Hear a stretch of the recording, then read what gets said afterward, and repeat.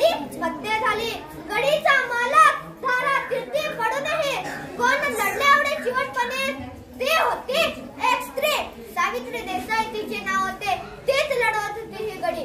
ती गडीच्या मालकाची विधवा पत्नी होती व एका बाळाची आई होती. शिवरायांना विजयाची बातमी समजली. कधी एकदा गडीपाशी पोहोचतो असे झाले होते. शिवराय गडीपाशी पोहोचले तेथे तर सखोजीच नव्हते. सखोजी सावित्रीला कैद करून तेथे हजर झाले.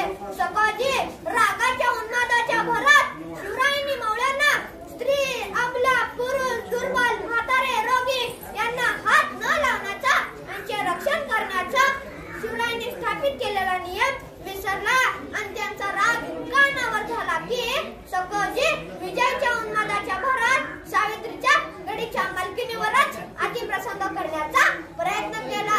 सरदाराने मावळ्यांनी त्यांनी प्रतिरोध केला.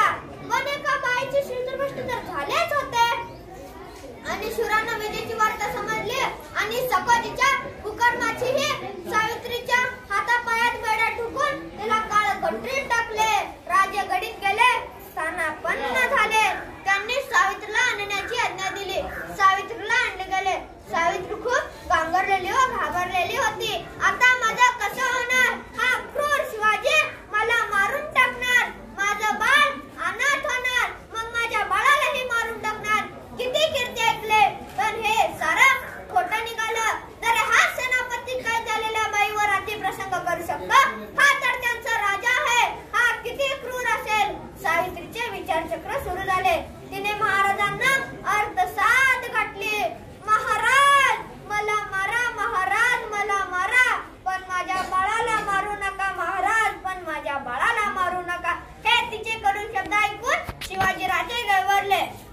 तिने बाळाला आणण्याची आज्ञा दिली. बाळ आणले गेले. त्यांनी त्याला मांडीवर घेतले. ताईसाहेब कोण म्हटले मी तुमच्या बाळाला मारणार आहे? आता मी तुम्हाला ताईसाहेब म्हटले आहे. हा बाळ माझा भाचा नव्हे का? मी पहिल्यांदाच माझ्या भाच्याला भेटतोय.